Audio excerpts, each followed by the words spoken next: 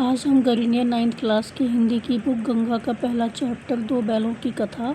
इसके हम करेंगे प्रश्नोत्तर। तो काफ़ी हमने इसके प्रश्नोत्तर पहले करवा दिए हैं, तो हम देखते हैं उसके आगे के प्रश्न क्या हैं और उनके उत्तर क्या होंगे। तो आइए शुरू करते हैं दो बैलों की कथा के प्रश्नोत्तर। तो आपका इसमें अगला प्रश्न है, प्रायः कहानी के प्रारंभ में ही कहानी के मुख्य चरित्र, कहानी का समय, कहानी की भाषा, घटनाओं आदि के कुछ संकेत मिलने लगते हैं। तो कहानी का मुख्य चरित्र कौन सा है, कहानी का समय, कहानी की भाषा क्या है, इन सब का संकेत मिल जाता है। तो प्रेमचंद्र की इस कहानी में जो दो बैलों की कथा है, इसमें भी कुछ ऐसे संकेत हैं। आप कहानी के ऐसे संकेत बिंदुओं को ढूंढ कर लिखिए। तो प्रारंभिक जो संकेत हैं जो हमें मिल जाते हैं वो है गधे की तुलना।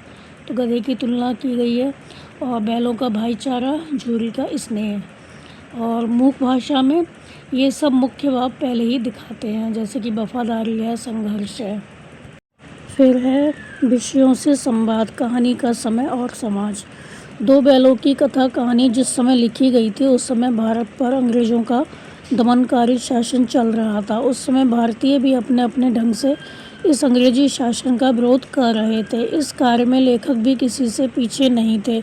वे अपनी रचनाओं के माध्यम से लोगों को स्वतंत्रता के लिए संघर्ष करने हेतु प्रेरित कर रहे थे। इस कहानी में से कुछ वाक्य चुनकर नीचे दिए गए हैं। इन वाक्यों का मिलान स्वतंत्रता आंदोलन से जुड़े उपयुक्त वाक्यों के साथ कीजिए। तो उत्तर होगा, कहानी में से वाक्य है, जोर तो मारता ही जाऊंगा चाहे कितने ही बंधन पड़ते जाएं। तो ये स्वतंत्रता आंदोलन से इसका क्या जुड़ाव है। स्वतंत्रता सेनानी जो होते थे बार बार जेल गए, फांसी पर चढ़े, पर संघर्ष छोड़ने को तैयार नहीं हुए। मर जाऊंगा पर उसके काम तो ना आऊँगा, मर जाऊंगा पर उसके काम तो ना आऊँगा। तो स्वतंत्रता के लिए प्राण देना स्वीकार था, पर अंग्रेज़ों की सेवा में लगना अस्वीकार था। तो हमारी जान को कोई जान ही नहीं समझता। तो इसमें क्या मिलान होगा इसके साथ, दासता के काल में भारतीयों के प्राण, सम्मान और अधिकारों की कोई महत्ता नहीं थी। मतलब हमारी जान को तो कोई जान ही नहीं समझता। दोनों मित्रों की आंखों में रोम रोम में विरोध भरा हुआ था। तो भारतीय जनता के मन में ब्रिटिश शासन के प्रति विरोध धीरे धीरे गहराता गया। तो तुलना की गई है कि किस तरह से जो ये वाक्य है वो स्वतंत्रता आंदोलन से जुड़े हुए हैं। फिर है, इतना तो हो ही गया कि 9-10 प्राणियों की जान बच गई, वे सब तो आशीर्वाद देंगे। तो भगत सिंह और चंद्रशेखर आज़ाद जैसे क्रांतिकारियों ने बलिदान दिया, जिससे लाखों भारतीयों में आज़ादी की प्रेरणा जागी। सांड पूरा हाथी है, पर दोनों मित्र जान हथेलियों पर लेकर टपके। तो ब्रिटिश साम्राज्य बहुत शक्तिशाली था, फिर भी स्वतंत्रता सेनानी थे उन्होंने साहसपूर्वक उसका सामना किया। तो पहला क्या है, जोर तो मारता ही जाऊंगा चाहे कितने ही बंधन पड़ते जाएं। तो स्वतंत्रता सेनानी बार बार जेल गए, फांसी पर चढ़े, पर संघर्ष छोड़ने को तैयार नहीं हुए। मर जाऊंगा पर उसके तो काम ना आऊँगा। तो स्वतंत्रता सेनानियों के लिए प्राण देना स्वीकार था, पर अंग्रेज़ों की सेवा करना अस्वीकार था। हमारी जान को तो कोई जान ही नहीं समझता। तो दासता के काल में भारतीयों के प्राण, सम्मान और अधिकारों की कोई महत्ता नहीं थी। दोनों मित्रों की आंखों में रोम रोम में विरोध भरा हुआ था। तो मतलब भारतीय जनता के मन में ब्रिटिश शासन के प्रति विरोध धीरे धीरे गहराता गया। इतना तो हो ही गया कि 9-10 प्राणियों की जान बच गई, वे सब तो आशीर्वाद देंगे। तो भगत सिंह और चंद्रशेखर आज़ाद जैसे क्रांतिकारियों ने तो बलिदान दे दिया, लेकिन लाखों भारतीयों में आज़ादी की प्रेरणा जागी। सांड पूरा हाथी है, पर दोनों मित्र जान हथेलियों पर लेकर टपके। तो ब्रिटिश साम्राज्य बहुत शक्तिशाली था, फिर भी स्वतंत्रता सेनानियों ने साहसपूर्वक उसका सामना किया। फिर है अगला प्रश्न, पशुओं के लिए कानून। नीचे दिए गए संवाद पढ़िए और प्रश्नों के उत्तर दीजिए। मैं तो समझता हूँ चुराए लिए आते हो, चुपके से ले जाओ। मेरे बैल हैं, मैं बेचूंगा तो बेचूंगा। किसी को मेरे बैल नीलाम करने का क्या अधिकार है? जाकर थाने में रपट कर दूंगा। मेरे बैल हैं, इसका सबूत ये है कि मेरे द्वार पर खड़े हैं। तो बैलों का कांजी हाउस में बंद होना न्याय और अन्याय दोनों को दर्शाता है। कैसे? तो अन्याय कैसे हुआ उनके साथ, क्योंकि उनको खाना पानी नहीं दिया जाता था, बिना चारा पानी के उनको रखा जाता था, उनके साथ मारपीट की जाती थी। और न्याय क्या हुआ, दंड देकर छोड़ने का प्रावधान, तो उन्हें दंड देकर छोड़ दिया गया, तो ये न्याय हो गया। फिर यदि अवसर मिले तो आप बैलों की ओर से कौन कौन से कानूनी अधिकार मांगेंगे? उत्तर होगा पर्याप्त चारा मांगेंगे, यातना ना सहना, बिना कारण ना बेचना, पशु क्रूरता निवारण कानून। तो ये कानून हम मांगेंगे उनके अधिकारों के लिए कि उन्हें सही से खाना पीना दिया जाए, उनको यातना ना दी जाए, मारा पीटा ना जाए उनको, और बिना कारण के उनको बेचा ना जाए, और इसलिए उनके लिए कानून बनना चाहिए पशु क्रूरता निवारण कानून। फिर है जो हीरा मोती हैं वो थाना अध्यक्ष को शिकायत पत्र लिखते हैं, तो वो किस तरह से शिकायत का पत्र लिखेंगे कि उनके साथ क्या किया जा रहा है और उनको कैसे न्याय दिलाया जाए। तो वो लिखेंगे सेवा में थाना अध्यक्ष महोदय, विषय क्या है, हमारे साथ हुए अन्याय के संबंध में शिकायत पत्र। महोदय, हमारा नाम हीरा और मोती है, हम मेहनती और वफादार बैल हैं, हमारे साथ अत्यंत अन्याय हुआ है, हमें बिना किसी अपराध के कांजी हाउस में बंद कर दिया गया तथा हमारे साथ मारपीट की गई, हमें पर्याप्त भोजन और पानी भी नहीं दिया गया। हम अपने मालिक के प्रति निष्ठावान हैं और अब केवल अपना कर्तव्य निभाना चाहते हैं। अतः आपसे विनम्र निवेदन है कि हमारे साथ हो रहे इस अन्याय को रोका जाए तथा हमें मुक्त किया जाए, आपकी कृपा होगी। भवदीय हीरा और मोती। तो इस तरह से वो शिकायत का पत्र लिखेंगे। तो हमारी धरोहर और हमारी संस्कृति। प्रश्न है वह अपना धर्म छोड़ दे, लेकिन हम अपना धर्म क्यों छोड़ें? कहानी के अनुसार हीरा और मोती सदा ध्यान रखते थे कौन से कार्य उन करने योग्य हैं और कौन से नहीं। उनको हमेशा ध्यान रहता था कि कौन सा काम करने लायक है और कौन सा नहीं। वे कौन कौन से कार्य कभी नहीं करते थे, तो कौन से ऐसे काम थे उन्होंने कभी नहीं किए? हीरा मोती ने 3 काम कभी नहीं किए, क्योंकि उन्हें पता था क्या सही है क्या गलत है। एक तो औरत जात पर सींग चलाना, गिरे हुए बैल पर सींग चलाना, जो गिरा हुआ दुश्मन है उस पर सींग चलाना, और कायरता से भागना। तो ये 3 काम उन्होंने कभी नहीं किए। एक तो औरत जात पर उन्होंने कभी सींग नहीं चलाया, और जो दुश्मन गिर जाता था उस पर सींग नहीं चलाया, और डर से वो भागे नहीं कभी भी। फिर है अगला प्रश्न, गिरे हुए बैल पर सींग न चलाना चाहिए, लेकिन औरत जात पर सींग चलाना मना है, यह भूले जाते हो? हीरा के ये कथन किन भारतीय मूल्यों की ओर संकेत करते हैं? आंसर होगा हीरा के ये कथनों जो हैं ये कथन निम्नलिखित भारतीय मूल्यों की ओर संकेत करते हैं। तो हीरा के इन कथनों से निम्नलिखित भारतीय मूल्यों की ओर संकेत मिलता है। पहला, अहिंसा, तो गिरे हुए दुश्मन पर हमला ना करना, तो योद्धा धर्म है ये। स्त्री सम्मान, औरत जात पर सींग न चलाना, ये स्त्रियों का सम्मान है कि औरत है अगर तो उस पर सींग न चलाए जाएं। ये योद्धा का धर्म होता है कि कोई दुश्मन गिर गया तो उस पर हमला ना करे। अहिंसा, धर्म और नैतिकता, हम अपना धर्म क्यों छोड़ें? हम अपना धर्म नहीं छोड़ें, चाहे कोई कुछ भी गलत काम करे, लेकिन हमें अपना धर्म नहीं छोड़ना चाहिए। दया और क्षमा, कमज़ोर या हारे हुए पर क्रूरता ना करना, जो कमज़ोर है, हार गया है, मतलब पहले से उसने हार मान लिया, तो उस पर हमें क्रूरता नहीं दिखानी चाहिए, जुल्म नहीं करना चाहिए। साहस और स्वाभिमान, अन्याय के सामने झुकना नहीं, लेकिन नैतिक सीमा का पालन करना। अगला प्रश्न है, दूसरे दिन गया ने बैलों को हल में जोता। खेतों में जुताई के लिए बैल और हल कृषि के पारंपरिक उपकरण हैं। कृषि के अन्य पारंपरिक और आधुनिक उपकरणों तथा उनके उपयोग के विषय में पता लगाइए और लिखिए। उत्तर होगा पारंपरिक कृषि उपकरण कौन कौन से हैं जो पहले ज़माने के चले आ रहे हैं। हल, बैलों की मदद से खेत जोतने के लिए बैल लगा दिए जाते हैं, उनसे खेत जोता जाता है। फिर तो जुआ, बैलों की गर्दन में बांधा जाने वाला लकड़ी का यंत्र। बैलगाड़ी, अनाज घास सामान ढोने के लिए कुदाल, फावड़ा, हंसिया, खेत तैयार करने, खरपतवार निकालने और फसल काटने के लिए ये सामान चाहिए होता है। लकड़ी का लंगर, पारंपरिक हल का एक प्रकार। और आधुनिक कृषि उपकरण क्या है? ट्रैक्टर, हल जोतना, खेत तैयार करना, गाड़ी खींचना, बहुत तेज़ और कम मेहनत होती है इसमें। हार्वेस्टर, फसल काटना और थ्रेशिंग, मतलब दाने अलग करना एक साथ। फिर है पावर टिलर, छोटे खेतों में जुताई के लिए। सीड ड्रिल, बीज बोने के लिए। पंप सेट, स्प्रेयर, सिंचाई और दवा छिड़कने के लिए। इसी का अगला प्रश्न है, भारत में बैल केवल पशु नहीं बल्कि कृषि संस्कृति का अभिन्न अंग है। लिखिए कि भारतीय गांवों और शहरों में भी बैल किस किस काम में सहायक होते हैं। उत्तर होगा भारत में बैल कृषि संस्कृति का प्रतीक है। वे केवल पशु नहीं बल्कि गांव की जीवन शैली का हिस्सा है। तो गांव में हर घर में आपको ये ऐसे जानवर मिल जाते हैं। तो गांव में बैल के काम क्या होते हैं? खेत जोतना, हल चलाना, बैलगाड़ी खींचना, अनाज घास लोगों को ले जाते हैं। पूजा अर्चना में उपयोग, बैल पूजा, गौ पूजा, त्योहारों पर सजाना। लोक कथाओं, गीतों और कहानियों में प्रतीक, जैसे दो बैलों की कथा।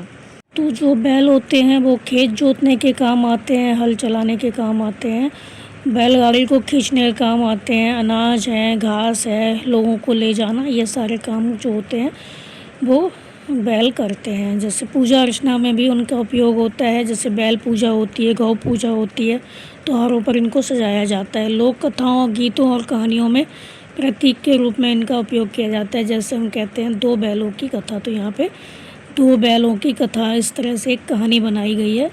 तो बैल क्या है? प्रतीक है। कथाओं के रूप में इनको प्रयोग किया जाता है, कथाओं में इनका उपयोग किया जाता है। अब है शहरों और कस्बों में बैल का क्या काम है। तो कुछ पुराने इलाकों में छोटी बैलगाड़ियाँ जो होती हैं वो अभी भी सामान ढोने के काम आती हैं। मंदिरों और धार्मिक स्थलों पर बैलों को पूजा जाता है और पर्यटक स्थलों पर बैलगाड़ी की सवारियाँ होती हैं कुछ गांवों और कस्बों में। और कृषि आधारित जो उद्योग होते हैं, जैसे दूध है, गोबर है, उसमें भी बैल का अप्रत्यक्ष रूप से प्रयोग किया जाता है। फिर अगला प्रश्न है, अलग अलग और साथ साथ कहानी के आधार पर हीरा और मोती की विशेषताएं लिखिए। तो ये संकेत दिए गए हैं, जैसे धैर्यवान, गुस्सैल, मेहनती, शांत, सहनशील आदि। तो हीरा की विशेषताएं हम लिखते हैं। पहले सहनशील, जो हीरा था बहुत सहनशील था। जब मोती गाड़ी को खाई में गिराना चाहता था तो हीरा ने ही संभाल लिया। समझदार था और शांत था, वो हमेशा मोती को समझाता था। जब वो सांड से लड़ाई के समय उसने योजना बनाई कि मैं आगे से रगेदता हूँ और तुम पीछे से रगेदो। फिर धर्मनिष्ठ, भय नैतिकता कभी नहीं छोड़ता था। गिरे हुए शत्रु पर सींग न चलाना, औरत जात पर सींग न चलाना, ये उसके सिद्धांत थे। मेहनती था और वफादार था, जूरी के प्रति पूरी निष्ठा रखता था। बहुत मेहनती भी था और वफादार भी था वो। अब है मोती की विशेषताएं। तो मोती जो था गुस्सैल था, उसे बहुत गुस्सा आता था। तो गया द्वारा डंडे मारने पर उसका गुस्सा बेकाबू हो जाता है और वो हल लेकर भाग जाता है। साहसी और विद्रोही, कांजी हाउस में सबसे पहले दीवार तोड़ने का साहस उसने ही दिखाया। भावुक, हीरा को बंधा देखकर उसकी आंखों में आंसू आ गए। गुस्सैल था, सब कुछ था, लेकिन भावुक भी था वो। मेहनती था, साहसी था। तो दोनों बैल मेहनती थे, लेकिन मोती में विद्रोह की चिंगारी जो थी वो ज़्यादा थी। आपका अगला प्रश्न है, हीरा और मोती की विशेषताएं कुछ कुछ समान और कुछ कुछ अलग हैं, किंतु उनकी भिन्न विशेषताएं एक दूसरे को पूरा करती हैं। हालांकि उनकी विशेषताएं अलग अलग हैं, फिर भी उनकी जो भिन्नताएं हैं, भिन्न विशेषताएं हैं, एक दूसरे को पूरा करती हैं। कैसे? तो समान विशेषताएं क्या हैं? दोनों में समानताएं क्या हैं? दोनों बहुत मेहनती थे, दोनों में भाईचारा और वफादारी थी, दोनों ने मिलकर सांड से लड़ा, दीवार तोड़ी और घर लौटने का फैसला किया। भिन्नताएं क्या हैं? दोनों में अलग अलग बातें क्या हैं? हीरा शांत, समझदार और सहनशील और धर्मनिष्ठ था, लेकिन जो मोती था वो गुस्सैल था, साहसी था, भावुक था और विद्रोही था। तो दोनों एक दूसरे से अलग थे, लेकिन फिर भी एक साथ रहते थे। तो उनका एक दूसरे को वो दोनों एक दूसरे को कैसे पूरा करते थे? तो जब मोती गुस्से में आकर सींग चलाने या भागने को तैयार होता तो हीरा उसे रोककर सही रास्ता दिखाता था। क्योंकि हीरा शांत प्रकृति का था, मोती था वो गुस्से वाला था। लेकिन दोनों के ये जो विपरीत व्यवहार थे कभी ना कभी काम आ जाते थे। अगर उसको गुस्सा आता था तो वो शांत करवा देता था। तो एक दूसरे को कैसे पूरा करते थे? जब मोती गुस्से में आकर सींग चलाता था तो हीरा उसे रोककर सही रास्ता दिखाता था। जब हीरा ज़्यादा सहनशील होकर चुप रह जाता तो मोती उसे साहस देता और दीवार तोड़ने में मदद करता था। सांड से लड़ाई में हीरा ने योजना बनाई और मोती ने पीछे से हमला किया। कांजी हाउस में हीरा ने दीवार पर हमला किया, मोती ने उसे पूरा किया। इस तरह से दोनों एक दूसरे का साथ देते थे। एक शांत होता था, जहाँ शांत रहने की ज़रूरत नहीं है, वहाँ पर जो तेज था, मोती गुस्से में आकर सींग चलाता था, जैसे भागने को तैयार होता था, तो जो हीरा था वो उसको सही रास्ता दिखाता था। तो एक दूसरे को वो सही रास्ता दिखाते थे अपनी आदतों की वजह से।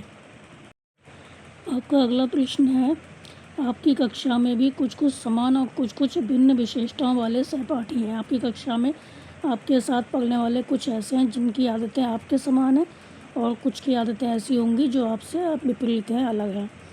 सबकी आवश्यकताएं भी थोड़ी समान और थोड़ी भिन्न हैं।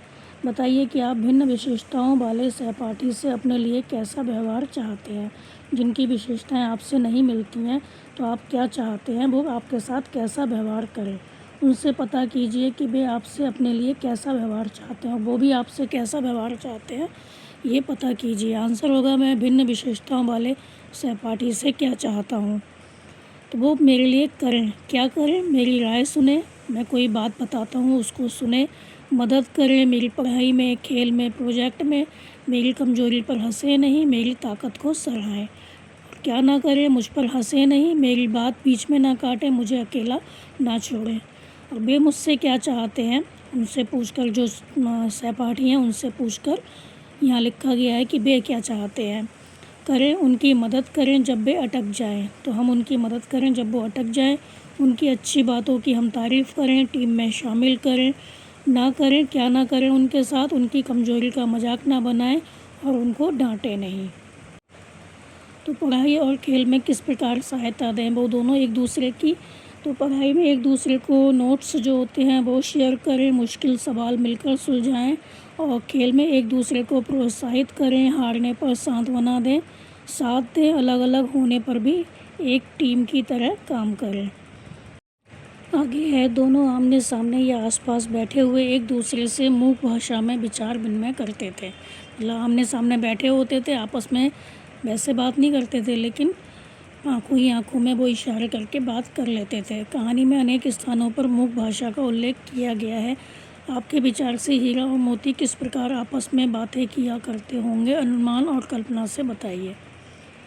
अनुमान लगाते हैं, हम कल्पना करते हैं कि हीरा और मोती मनुष्यों की तरह सोचते थे, इसलिए उनकी मूक भाषा बहुत स्पष्ट थी। वे कैसे बात करते होंगे, आँखों से इशारा, एक दूसरे को कनखियों में देखकर सलाह लेना, जैसे घर भागने की योजना बनाते समय तो आँखों से उन्होंने इशारा किया होगा, चलो भाग जाते हैं।